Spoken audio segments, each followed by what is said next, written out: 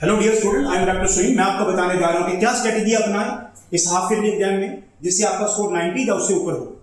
को बड़ा सिंपल है। कोई स्ट्रेटेजी क्या है इसके लिए, अगर आप थोड़ा सा एनालिसिस करें, एनालिटिकल स्किल को लगाएं तो आप खुद जान जाएंगे कि कोई ज़्यादा मुश्किल नहीं है। वो कैसे? सबसे बड़ी बात है सेल्फ कॉन्फिडेंस। अगर आपका कॉन्फिडेंस भीतर से अच्छा है, यू आर सेल्फ मोटिवेटेड, आप अंदर से मोटिवेटेड हैं, तो किसी दूसरे की मोटिवेशन की आपको जरूरत नहीं है।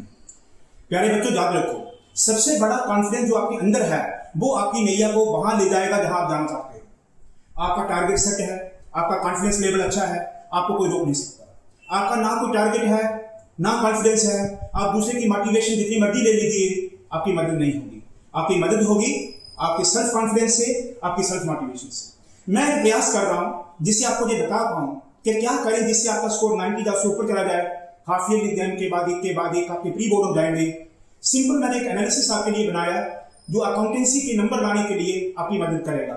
मेरा ऐसा पास्ट का एक्सपीरियंस है, मेरे कई बच्चे मैंने 97-98% के निकाले हैं जो श्री राम कॉलेज या दूसरे बड़े बड़े कॉलेज में पढ़ते हैं। वो मेरा जो एक्सपीरियंस वो आपसे शेयर करता हूं।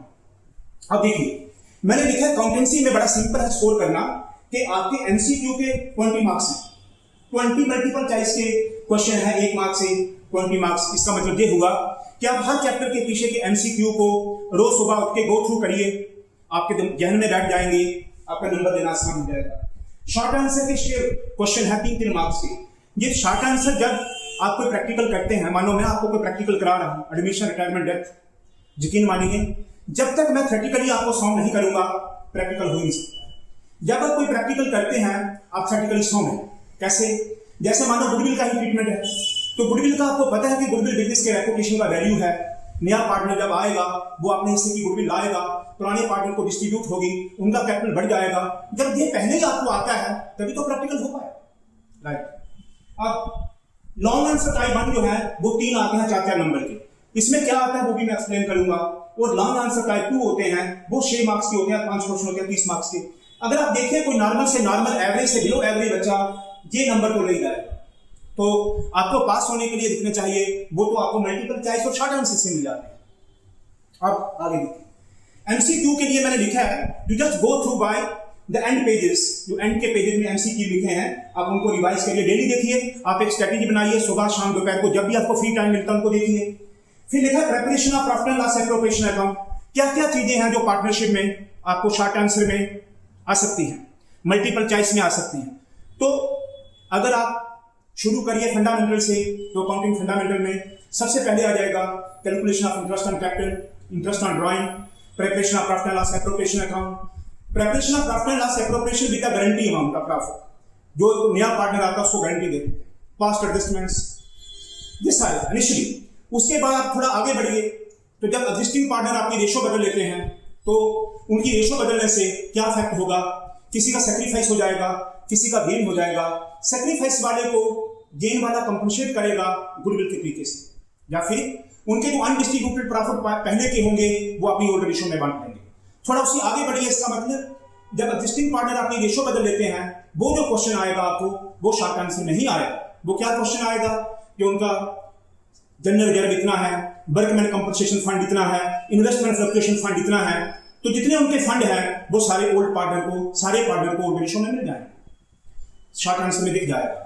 फिर इसके आगे बढ़िए, अगर आप इसके आगे जाएंगे तो आगे एडमिशन या calculation of goodwill. Calculation of goodwill under different method, आप 4 मेथड से गुडविल को कैलकुलेट करते हैं। तो चारों मेथड में से कोई एक आपको प्रैक्टिकल जरूर दिख जाएगा शॉर्ट आंसर में। इसका मतलब शॉर्ट आंसर में आपको कैलकुलेशन ऑफ गुडविल का मिल जाएगा। ये शॉर्ट में भी आ सकता है और लॉन्ग आंसर जो 4 नंबर वाला होता है, लॉन्ग आंसर 1, उसमें भी आ सकता है। तो calculation of interest on capital, calculation of interest on drawing, preparation of profit and loss appropriation with guarantee also, past adjustments, ये सारे topic. When the existing partner changes their ratio, जब उनकी ratio बदल जाती है, किसी का सैक्रिफाइस तो किसी का गेन हो जाएगा। फिर उसके आगे बढ़िए तो कैलकुलेशन ऑफ गुडविल आ गया, फिर गुडविल को बांट दिया। गुडविल जो नया पार्टनर लाएगा अपने हिस्से की, वो ओल्ड पार्टनर को सैक्रिफाइसिंग रेशो से बढ़ जाएगी। जहां तक आपको सारे क्वेश्चन शॉर्ट आंसर में जब मल्टीपल चॉइस के क्वेश्चन मिल जाएंगे। थोड़ा उससे आगे बढ़िए तो आप आगे हैं एडमिशन ऑफ पार्टनर में। एडमिशन ऑफ पार्टनर में आपको लॉन्ग आंसर में कई बार सिर्फ रीवैल्यूएशन के ऊपर बेस्ड क्वेश्चन आ जाता है। असेट्स एंड लायबिलिटी रीवैल्यूएट हो गए आपने रीवैल्यूएशन का जनरल एंट्री बना दिया, हो गया शॉर्ट हैंड से। अगर उसने लॉन्ग में पूछा तो आपसे रीवैल्यूएशन अकाउंट भी पूछा, पार्टनर्स कैपिटल अकाउंट भी पूछा और फिर न्यू बैलेंस शीट भी पूछा। इसका दूसरा एस्पेक्ट शॉर्ट आंसर में पूछा जा सकता है, वो क्या है? वो है कि जब जो एग्जिस्टिंग पार्टनर, ओल्ड पार्टनर हैं, आपको उनका एडजस्टमेंट के बाद का कैपिटल दिया होगा और वो कहेगा नए पार्टनर के कैपिटल को बेस बनाओ और ओल्ड पार्टनर के कैपिटल को नई रेशो में सेट करो। अगर ये वाला क्वेश्चन पूछे आ गया शॉर्ट आंसर में। तो उसके आगे बढ़िए तो आपका आ गया रिटायरमेंट, डेथ। रिटायरमेंट के केस में भी सेम अकाउंट बनते हैं। सिर्फ रिटायरमेंट और एडमिशन के केस में क्या फर्क होता है कि एडमिशन के केस में जो नया पार्टनर आता है वो गुडविल लाता है। रिटायरमेंट के केस में क्या है कि रिटायरमेंट के केस में जो पार्टनर जा रहा है उसके जाने से बाकी बचे हुए पार्टनर को गेन हो गया, तो वो बचे हुए पार्टनर उसको जिस रेशो में गेन हुआ उसी रेशो में उसको गुडविल देंगे। तो गुडविल फर्म का आपको दिया होता है, बचे हुए पार्टनर जाने वाले पार्टनर को गुडविल देते हैं, यानी कि बचे हुए पार्टनर का कैपिटल कम हो जाता है, उनको डेबिट हो जाता है, और जाने वाला पार्टनर जो रिटायर होगा उनका कैपिटल बढ़ जाता है, उसको क्रेडिट हो जाता है। सो रिटायरमेंट के केस में भी रीवैल्यूएशन अकाउंट बनेगा, पार्टनर्स कैपिटल अकाउंट बनेंगे और न्यू बैलेंस शीट बनेगा। अगर वो शॉर्ट आंसर में इसको पूछ ले तो वो वही खाली रीवैल्यूएशन का जनरल एंट्री पूछ ले, वो भी आ सकता है। अगर वो लॉन्ग आंसर टाइप 1 पूछे तो सिर्फ रीवैल्यूएशन पूछ लेगा, रीवैल्यूएशन अकाउंट बनाओ और उसकी जनरल एंट्री बनाओ, तो लॉन्ग आंसर पार्ट 1 में आ जाएगा। अगर वो बैलेंस शीट के साथ कैपिटल अकाउंट पूछ लेगा तो लॉन्ग आंसर आ जाएगा। उसके आगे बढ़िए तो डेथ आ गया। डेथ हमेशा जब भी डेथ का क्वेश्चन आएगा तो आपको 6 नंबर का कम देखेगा, वो क्वेश्चन आएगा आपका 4 नंबर का लॉन्ग आंसर टाइप 1 में। क्यों आएगा? क्योंकि डेथ के केस में वो अक्सर हमें पूछता है prepare the capital account of a deceased partner. Deceased partner capital account को भी render to the executor. Deceased partner का कैपिटल अकाउंट जो उसके एग्जीक्यूटर को रेंडर सौंपा जाएगा वो बनाओ, तो उसमें सिर्फ कैपिटल अकाउंट बनता है। उसको जाने वाले पार्टनर डिसीज्ड पार्टनर को क्या क्या मिला, उसको क्या मिला, उसका ओपनिंग कैपिटल होगा, उसको इंटरेस्ट ऑन कैपिटल होगा, उसके हिस्से का वो मिल जाएगा। गुडविल बिल्कुल वैसे उसे मिलेगी डिसीज्ड पार्टनर के एग्जीक्यूटर को जैसे रिटायरमेंट वाले पार्टनर को मिलती है।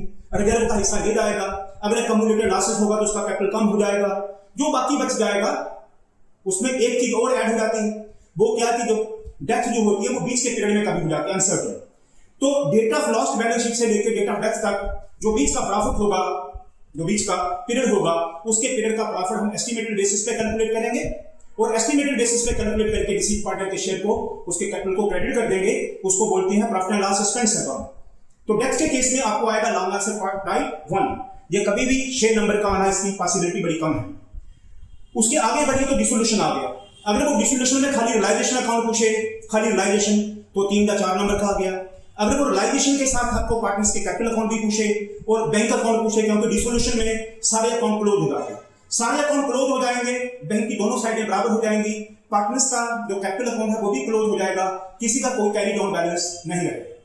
तो वो अगर पूरा पूछ ले, रियलाइजेशन अकाउंट बनाए, पार्टनर्स कैपिटल अकाउंट बनाए और कैश एंड बैंक अकाउंट बनाए, तो 6 मार्क्स का। अगर वो खाली रियलाइजेशन पूछ ले तो 3 या 4 मार्क्स का। ये हो गया पूरा पार्टनरशिप। आपका पूरे का पूरा वॉल्यूम मैंने एक्सप्लेन कर दिया कहां से कैसे नंबर लेने हैं। आगे चलिए वॉल्यूम 2 पे, फाइनेंशियल एनालिसिस पे। फाइनेंशियल एनालिसिस पे आए आप तो एक टॉपिक आपका है company account, companies balance sheet as per schedule 3 part 1 of the company act. ये वाला क्वेश्चन शेड्यूल 3 पार्ट 1 ये आपको 3 नंबर का आ जाएगा। उसमें वो 3 एंट्री पूछेगा, बताओ करंट लायबिलिटीज के कौन से 3 सब हेडिंग है। तो आप बताओगे करंट लायबिलिटी के trade creditors, short term liabilities, short term provisions, short term borrowing, ये आप बताओगे। कोई 3 हेडिंग बताओ तो 3 नंबर का आ जाएगा, इसमें कोई मुश्किल नहीं है। उसके आगे बढ़िए तो आपको आ जाएगा कॉमन साइज स्टेटमेंट और कंपैरेटिव स्टेटमेंट। कंपैरेटिव स्टेटमेंट और कॉमन साइज स्टेटमेंट उसका आपको या तो बैलेंस शीट दिया होगा या प्रॉफिट एंड लॉस दिया होगा, कोई एक दिया होगा, या तो बैलेंस शीट या प्रॉफिट एंड लॉस। कंपैरेटिव बनाना हो तो हॉरिजॉन्टल कंपैरिजन होता है, कॉमन साइज बनाना हो तो वर्टिकल कंपैरिजन होता है।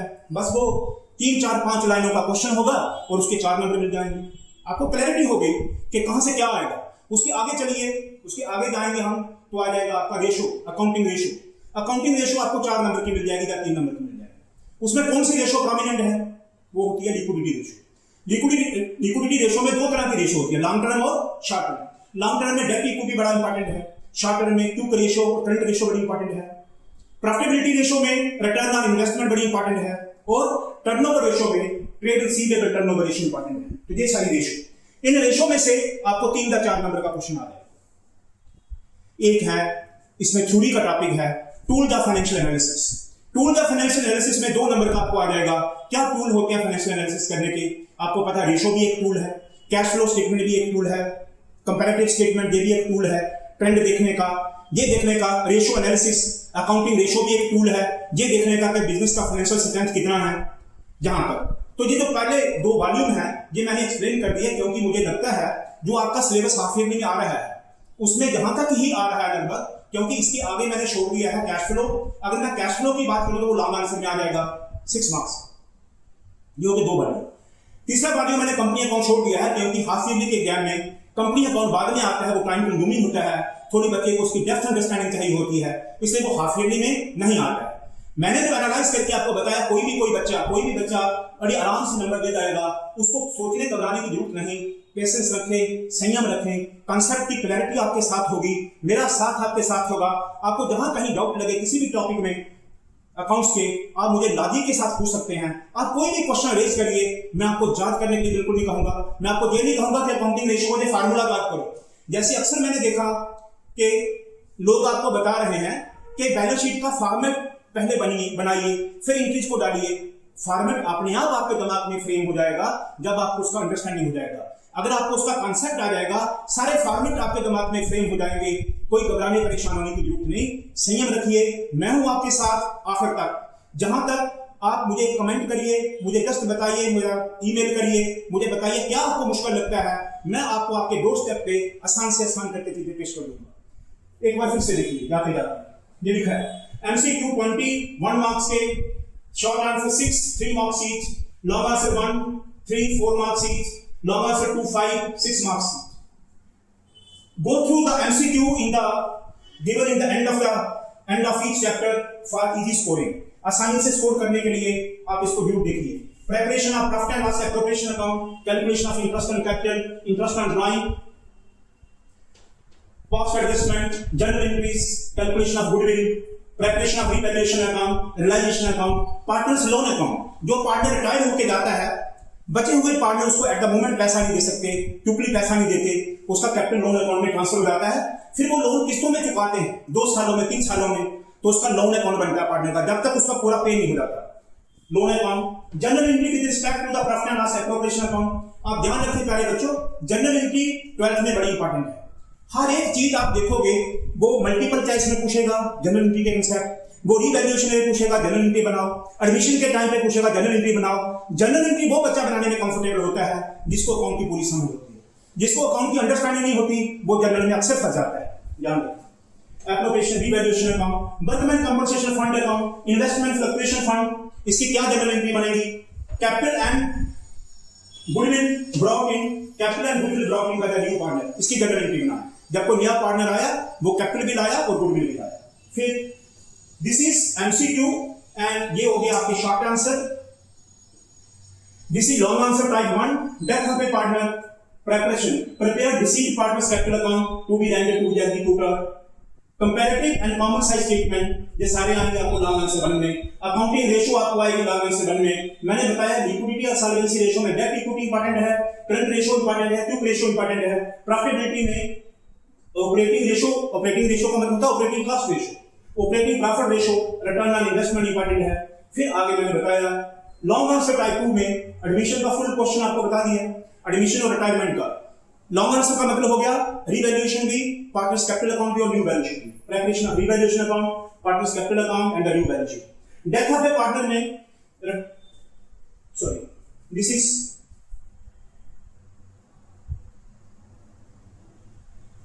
डिसोल्यूशन ऑफ पार्टनर,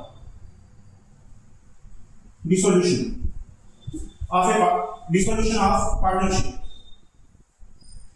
जब पार्टनरशिप डिसॉल्व हो जाएगी तो उसमें आपने क्या बनाना है? Realisation account, partners capital account and cash account और कैश फ्लो स्टेटमेंट। जी आपके लॉन्ग आंसर में आए। प्यारे बच्चों, आशा करता हूं आपको समझ आया होगा। आपको इस चैप्टर में से कोई भी डिफिकल्ट लगे, मेरा यूट्यूब चैनल देखिए, आपको सारा समाधान मिल जाएगा, आपको हर एक चीज का कंसेप्चुअल अंडरस्टैंडिंग मिल जाएगा। देखते रहिए मेरा चैनल, सब्सक्राइब करिए, फॉलो करिए, लाइक करिए। ऐसे ही मैं आपके लिए और धमाकेदार वीडियो लेके आता रहूंगा। देखते रहिए।